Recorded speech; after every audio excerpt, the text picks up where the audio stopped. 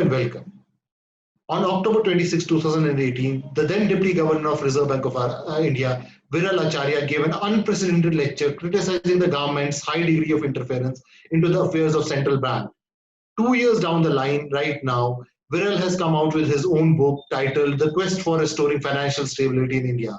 Today, we have Viral talking to us about his book and what happened at RBI back then. Welcome, Viral.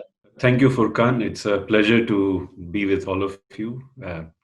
Thank you for giving me the opportunity to discuss the book.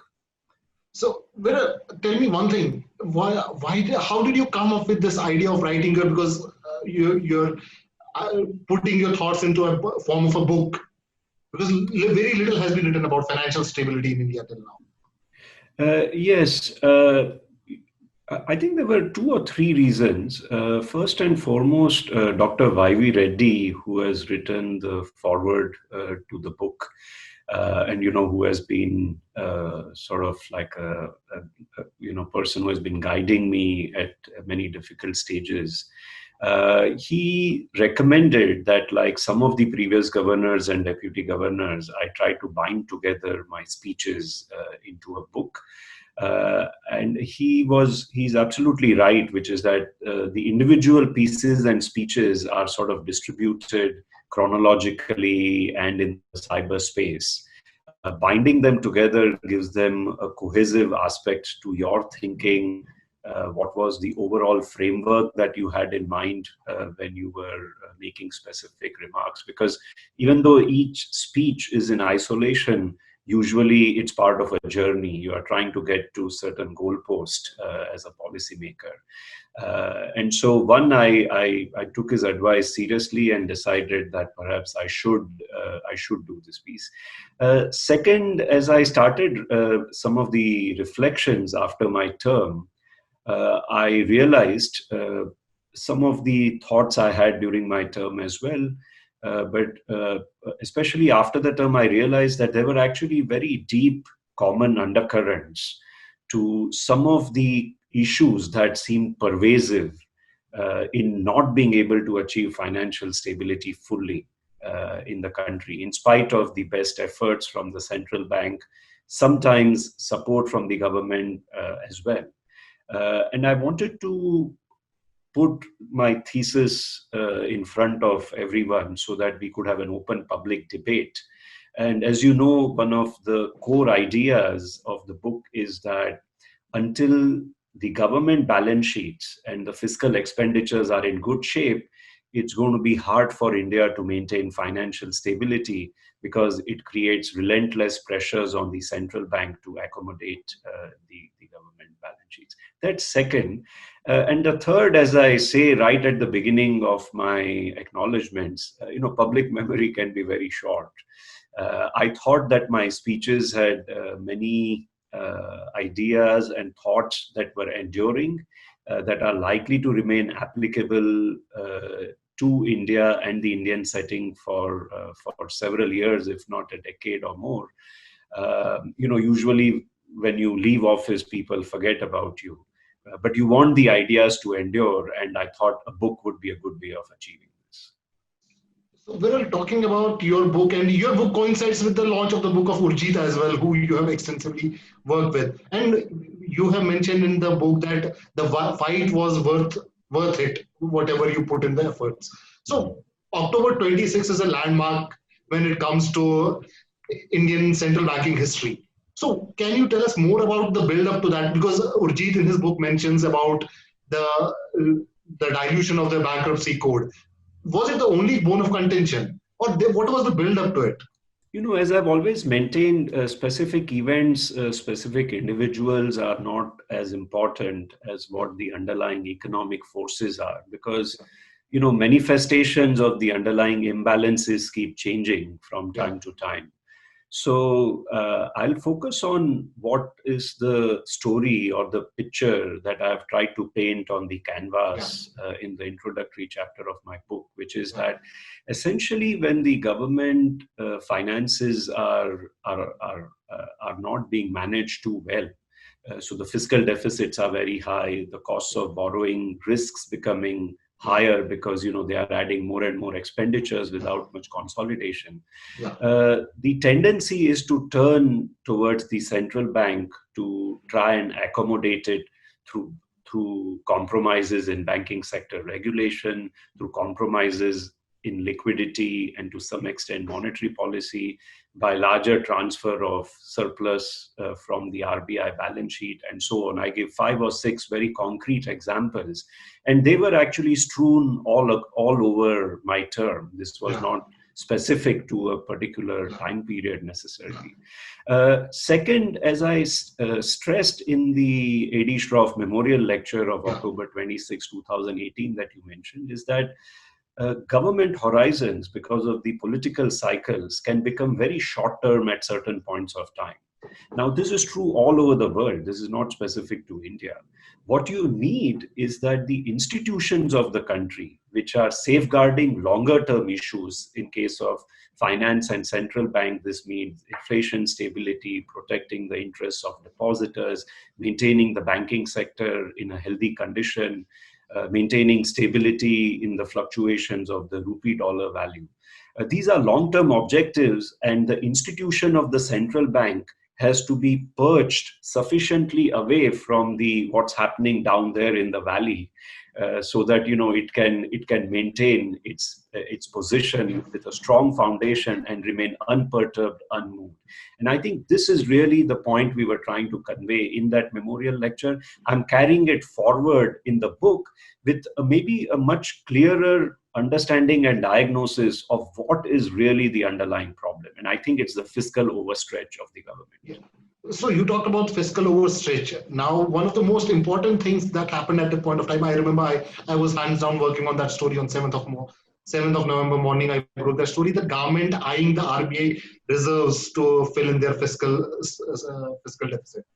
So how was RBI positioned on that? Because RBI would have had its own plans like National Housing Bank, setting up those kind of organizations. So how was RBI positioned on that kind of a move by government? Essentially, the surplus distribution it's something that decision rests with the board of the Reserve Bank of India.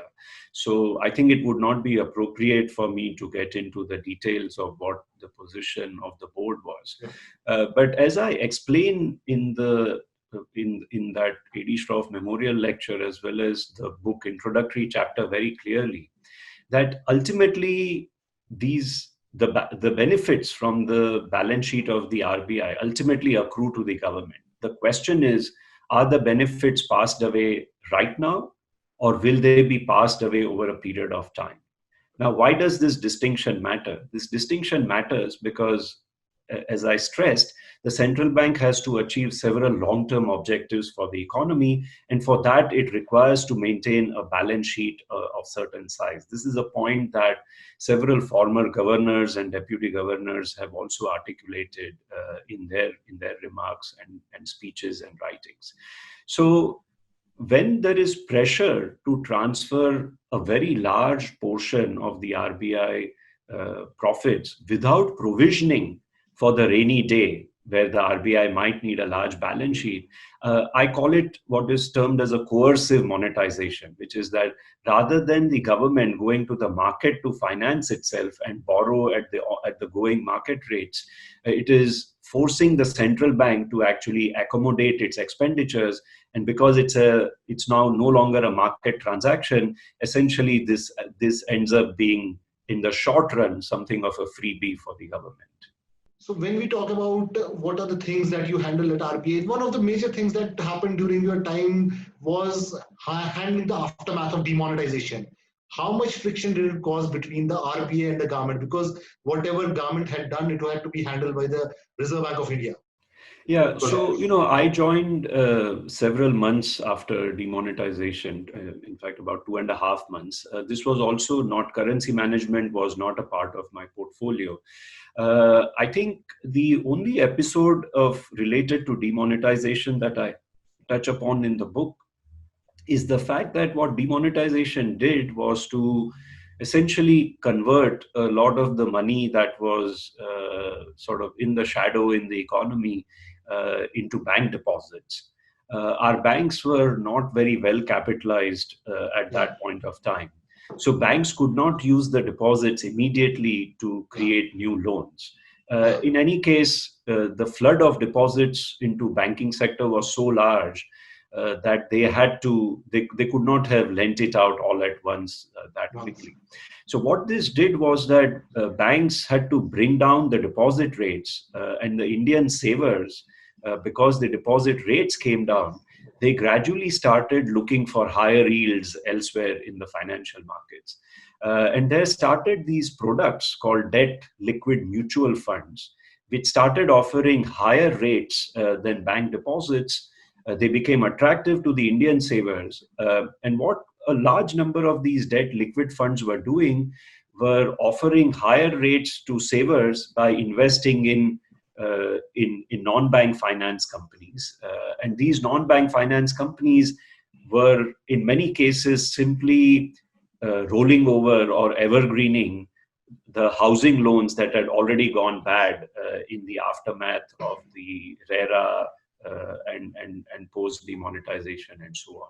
So it was an unintended consequence, I would say, that the sudden flooding of deposits into banks, then savers searching for higher yield, and that deteriorating the underwriting standards as the non-bank finance companies started relying more and more on easy short-term money that was chasing them very aggressively. And of course, that didn't end very well, as we know, starting August, September of 2019. So there was this unintended consequence, and I think it makes one realize that when you take big steps affecting the financial sector, its after effects, the aftershocks, can be felt in very unexpected ways, because financial shocks travel in a very complex manner in a modern economy, which India is now. So moving ahead, on December 10th, ultimately Urjit put in his papers. The markets were expecting that since Viral was at the forefront, you were seen more at the forefront of the government versus in the government versus RBF duel that was going on at the point of time. So you decided to stay back. Was it a strategic decision so that financial markets don't go for a toss because of dual resignations? Uh, yeah, again, I think I don't want to dwell into sort of specific individuals and their decisions. I think the key point to me, as I have been stressing, is that exit is a form of voice. Exit is a part of standing up to certain principles. Several of us were trying to plant the foundations of financial stability in the Indian economy for a period of a decade, 2 decades, 3 decades, because we thought it was good to solve this problem decisively so that we could be on a sustainable long run growth plan. As time went by, I had to take a call on what I think is my diagnosis of what next needs to be done. And I had to factor in certain personal constraints. But balancing all of that, it seemed that I will be able to talk and convey more openly and start a public debate about what fiscal institutional reforms the country needs in order to not be slipping from the targets which are set by the government on a regular basis. And if I may, in the book, I lay out 4 or 5 very important steps to achieve this. First, we need to improve the transparency and accounting of the government borrowing and fiscal deficit programs. Right now, we are doing a lot of on-balance sheet, off-balance sheet sort of accounting tricks, which ultimately don't add up to much. Second, we need to reorient government expenditure to move away from subsidies towards capital expenditure. I think we need an overarching focus on infrastructure, health, and education.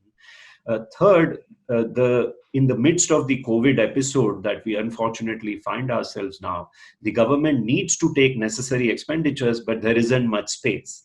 Now, why isn't there much space? Because the government needs to retain credibility with the markets that it will not allow debts to become too large in the medium term. Now, so we need to reconfirm our adherence to the medium-term targets that no, we will bring down the debt to GDP and consolidate the debts in a swift and reasonable manner. Fourth, now, of course, we have had targets, but we keep slipping on them. So how do you achieve that? We need an independent bipartisan fiscal council that will hold a mirror to the government each year as to where do you stand? Have you slipped? How much have you slipped? Why have you slipped? Before each budget, this independent council should vet the assumptions that have gone into the budget to really assess whether the budget is on reasonable assumptions or not. And finally, I would say the government needs to undertake a massive disinvestment program of the type that was undertaken post 1990s, both in the 1991 liberalization reforms as well as in the 1998 to 2003 period, when we really kind of disinvested from public sector enterprises in a true economic sense. The government actually shed majority stakes and allowed private sector to operate in certain sectors. They allowed foreign capital to come in. We need now a third round of this kind of transformational reform. So before we move on to financial stability, the major question in your book that you have raised. So one more question on RBI, because now you fought valiantly, or be it Urjit, both of you fought for the autonomy of RBI. Right now, there is a question, at least in the political circles and the policymaker circles, about the autonomy of the RBI right now, after the whatever happened in 2018 and 19. So how do you see to that? Do you see RBI's autonomy actually under question right now?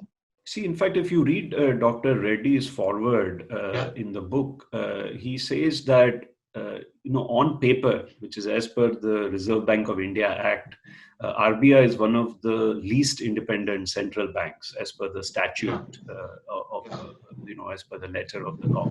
However, over time, the central bank had managed to retain its independence. Now, that was in an era, frankly, when our markets were not well developed, our private sector was not well developed, the economy was essentially a nationalized economy. In a very apt and sort of humorous way, he refers to the government, the central bank, and the public sector banks being a Hindu undivided family in which no one kept anyone else's accounts, so to speak. Now, we are no longer that economy. We have realized that to grow beyond the Hindu growth rate of 3%, we need markets, we need a thriving private sector, and we need others besides the public sector banks and the government to also borrow, invest, and function well as a whole. What has happened is that as the economy is undertaking this transformation, it has become harder for the government to keep spending what it wants to spend without actually undertaking the necessary reforms. These are reforms for growth, reforms for keeping the fiscal deficits in check, reforms of the financial sector, disinvestments from public sector financial institutions such as banks and our large insurance companies, etc. And because these reforms are not taking place, the economy is transforming, but the government is still trying to do things of its fiscal expenditures in the old ways. Now the pressures on the Reserve Bank of India are mounting over a period of time. Unfortunately, what has happened over this period is that there has also been a credit-fueled consumption for the households. The extent of personal credit through which households are consuming now has become very high, and the savings rate of households have declined as a result, adding to the pressures of the stretched fiscal balance sheet situation that we have. But to give a more direct answer to your question, again, I stress this in the introductory chapter of the book, which is that ultimately it's about institutions. It's not about specific individuals who are in position at a given point of time. There are parts where the RBI Act is weak, and we can actually strengthen those parts by improving the processes of appointment and termination and the tenure that is given to the RBI top management, the governance of the RBI in terms of the board member appointments, etc. But the most important, in my view, from financial stability standpoint, is that the central bank should be allowed to adopt regulation of banks which is ownership neutral. Whether it is public sector banks or whether it is private banks or non-bank financial companies, the central bank should be able to adopt rules which don't depend on whether the government owns these banks or whether the private sector operates these banks. If we are able to reach this state through a series of steps which are required, then I think we can break the one of the important links of the way that the pressure comes on the central bank from the government to constantly keep relaxing the banking regulations. Talking about the financial stability, in past 2 years, we have seen almost four. Either they would be called proper collapses, or they were saved from the brink of the collapse. Be it IL&FS, be it then PMC Bank, then it was DHFL, and then now it's CS Bank. So in all of these four cases, except for IL&FS struck suddenly, but PMC Bank, it was in the brewing. Then DHFL, it was in the brewing. Yes Bank, many had got an inkling about what was happening at the Yes Bank. I mean, at an average, we are seeing a banking collapse or a near collapse in every 6 months now. So, do you think there is something seriously wrong in how we approach these situations? So just a few clarifications first. Some of the entities you mentioned are, of course, not banks. These are non-bank financial institutions, non-bank financial companies. Second, in my view, not all, but at least some of these have been idiosyncratic or bank-specific governance failures, and those will always happen. Those have to be dealt with. In a market economy, firms take risks, they fail, and not always the governance practices turn out to be as one would like. Having said that, there is scope for improvement. If I had to make 3 points, I would say first and foremost, we need to ensure at all times that our financial sector is well capitalized. It has enough loss absorption capacity to deal with these sorts of episodes from happening. How do you do that? In my view, the central bank needs to embrace what are called as stress tests, where you don't try to assess risks based on average outcomes, but you try to assess risks based on more stressful outcomes. So an analogy would be, how do you do a stress test, a health stress test for a patient? You take the patient on a treadmill and then you subject their heart rates to actually go up to far above normal levels, because you want to be sure that the body and the heart are functioning well even in that stress. Think about how engineers build bridges. They ensure that the trusses have enough robustness so that they can withstand winds which are not the average quality winds, but they are actually far adverse sort of cyclonic style winds. We need to take a similar approach to financial stability and the health of our financial firms, including banks, both in the public sector, private sector, and non-bank financial companies. I think just this one step of proactive planning in loss absorption capacity of financial firms could help absorb these losses very well. Second, how do you minimize the likelihood of these kinds of stresses in the first place? I think when I was at the central bank, we pushed for having a supervisory cadre. The central bank needs to increase the number of supervisors it has, but also modernize and specialize its supervisory function in line with how the global best practices have evolved. And there is a blueprint for that that was left behind when I came to NYU. The last point I would say is that we need to think about this ownership neutrality of regulation very, very seriously. Why am I stressing this point? This was also a point that Dr. Patel had stressed in his March 2018 speech. Because when the regulation of banks is not ownership neutral and the pressures on the central bank are unrelenting to accommodate the public sector banks, the central bank is forced to adopt rules which become a race to the bottom, because the central bank doesn't set its rules separating them for private sector banks and public sector banks. So when you try to accommodate the public sector banks, it dilutes the overall set of rules that the financial sector has. We need to lift them up rather than bringing them down. And not being able to put in place ownership neutral bank regulations is one sort of very pervasive and sort of constant force which is pushing the quality of the bank regulation in the financial sector. What do you mean by, if I might prod further into it, what do you mean by ownership neutral banks? No, not ownership neutral banks, ownership neutral regulation of banks. Okay. So there will be public sector banks and there are banks which are owned in the private sector. Okay, yeah. The Reserve Bank of India should have identical rules in terms of what it can do if the bank doesn't perform well. Can the management be replaced? We have seen that the central bank has replaced management of poorly governed private sector banks, but it doesn't have the rights to do this for public sector banks. There is a prompt corrective action in place for private sector banks, where it is there for public sector banks also, but the central bank is not able to sell the ownership stakes of a public sector bank to another shareholder because the government is the primary owner. But in case of a private sector bank, the bank can be auctioned off possibly to another set of owners who can bring in fresh equity capital injection into the bank. So recently in a meeting with Prime Minister, bankers have asked for 10 lakh crore more of recapitalization into Indian banks. How severe do you think is the credit, capital problem in the Indian banks?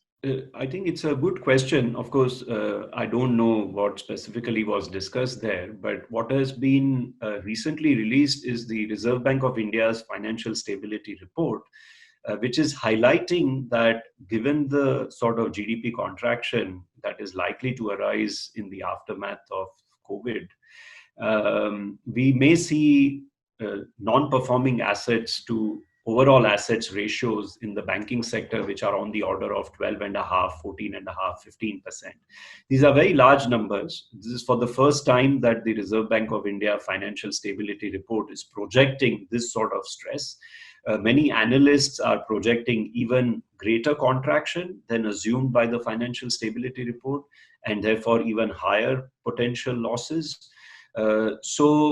Some of the numbers that are being talked about for recapitalization need to be taken very seriously. And what could be done is that right now the equity market valuations are relatively benign.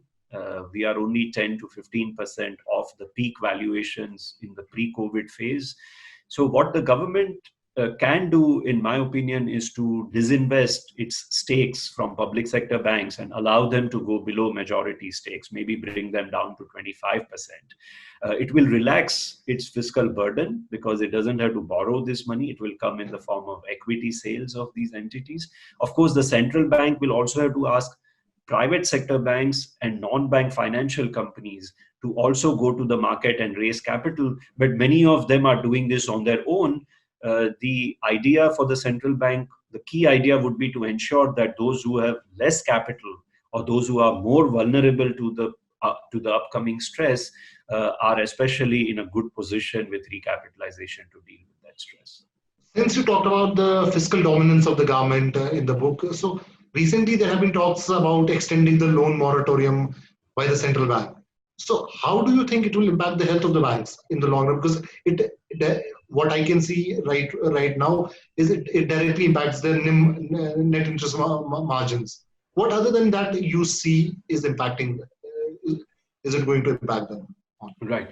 So I'm in favor of loan moratoriums, but only for a very brief period of time. I think it has to be a temporary stopgap measure to help the economy absorb the large unanticipated shock that COVID is.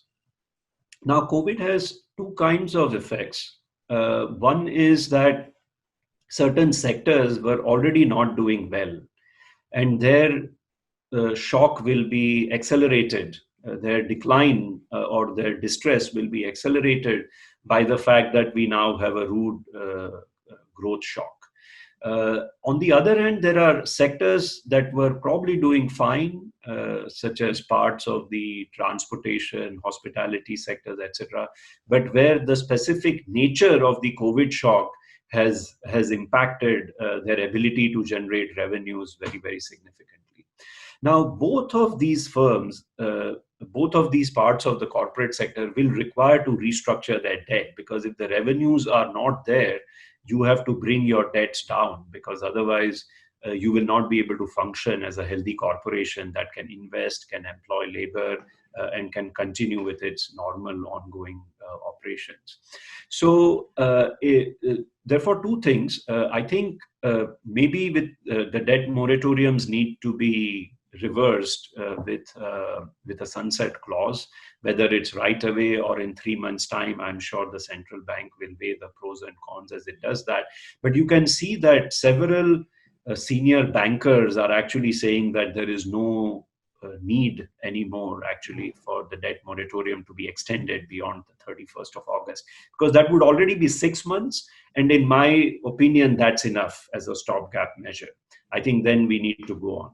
Now, the second issue, though, is that the Insolvency and Bankruptcy Code, in which debt restructurings can take place, has been suspended for a full 12 months since the outbreak of the COVID.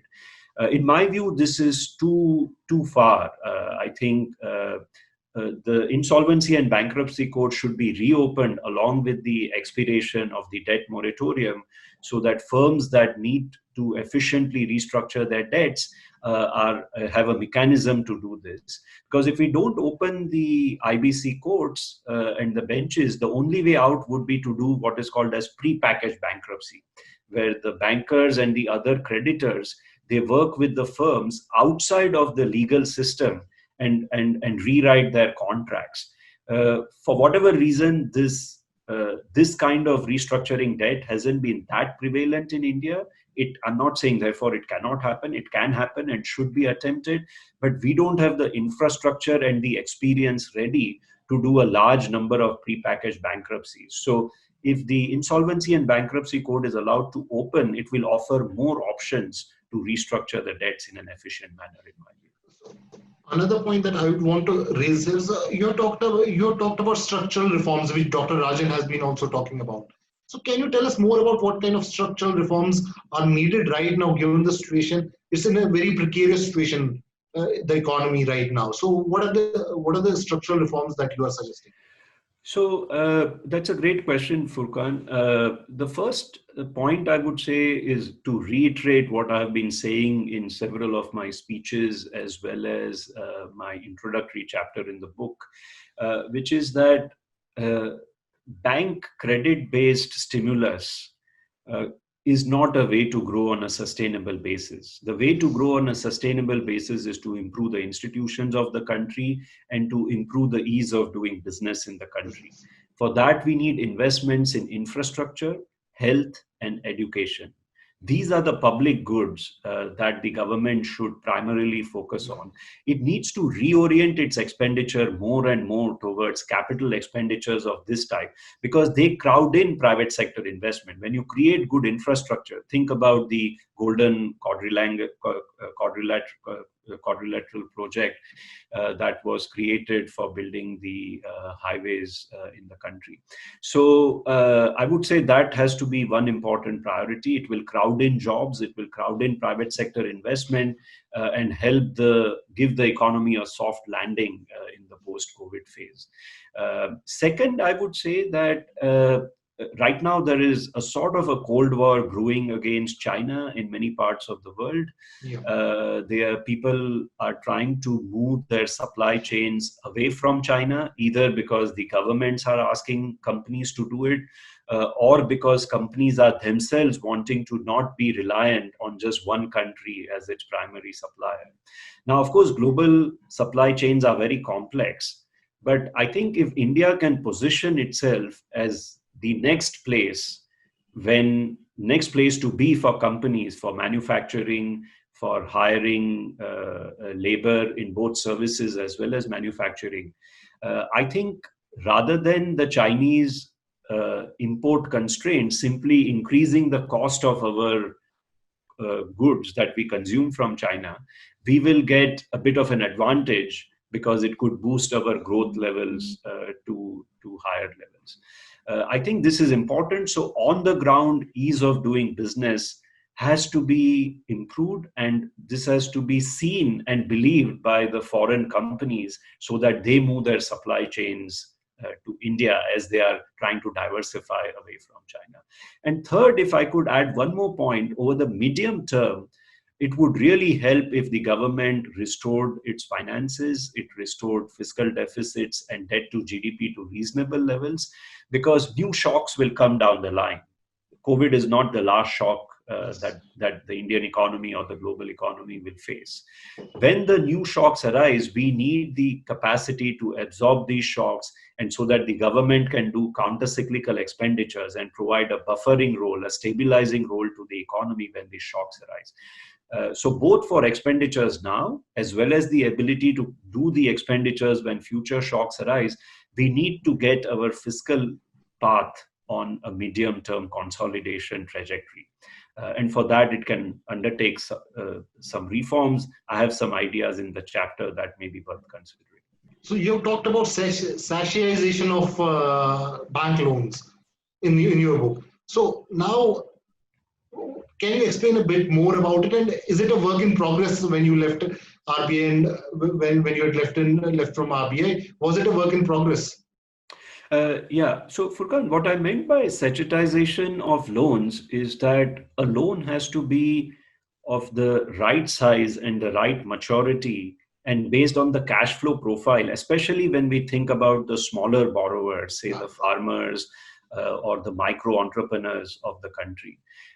What I was trying to say in those speeches in the book is that on the one hand, we have a problem that our banks have overlent, but they have overlent to the relatively large industrial firms, because clearly India overall is an underpenetrated country as far as credit to GDP is concerned. Our credit to GDP is only on the order of 60%, far short of 150% style of numbers that developed advanced economies have. So how do we break this problem down into an implementable set of problems that we can solve and then fix? One way out is to take inspiration from the revolution of the shampoo sachets that the fast-moving consumer goods companies introduced in the 70s. They figured out that if you have a very large shampoo bottle, average household in the country cannot buy it. But we do want them to use the best products. Because that way the businesses can also make money and the overall consumer experience is better. So they figured out that we can sell 1 rupee, 2 rupee sachets of shampoos, soaps, etc. It's in such a size that everyone can actually afford, make use, and then replenish the stock as and when their cash flows arrive. Now, the same idea has been taken to the business of lending by our microfinance institutions and some of the banks which are focused on development and small finance functions. They actually make very small loans. They start out with very short maturity loans.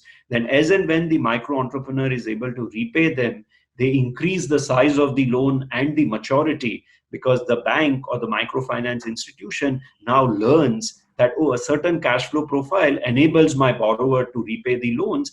Once they have that reputation confidence in the borrower, the loans can actually grow very quickly, and the microfinance institutions as well as the micro entrepreneurs can actually grow their businesses very quickly. So I think rather than some of our public sector banks doing all kinds of lending, what we are recommending in some of these speeches is that we create a public credit registry where even the smallest borrower can provide a track record of the history of loans, and as they do that, we will be able to bring them into the formal banking credit net, and in this manner, the public sector banks which are not doing well can have a very focused business model on development and financial inclusion.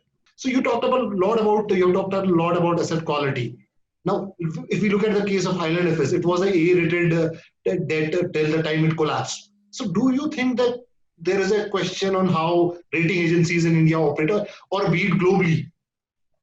Till the time default doesn't happen. Yeah, there is this issue that has been flagged since the global financial crisis, that there is a potential conflict in the rating business, that the more bonds they underwrite, the more they are able to collect their fees. But one thing we could fix in India is to ensure that rating agencies have timely data on defaults and missed payments. This is something that they have been pushing for since a while, but it's falling through the regulatory cracks as to who should actually collect and provide this data.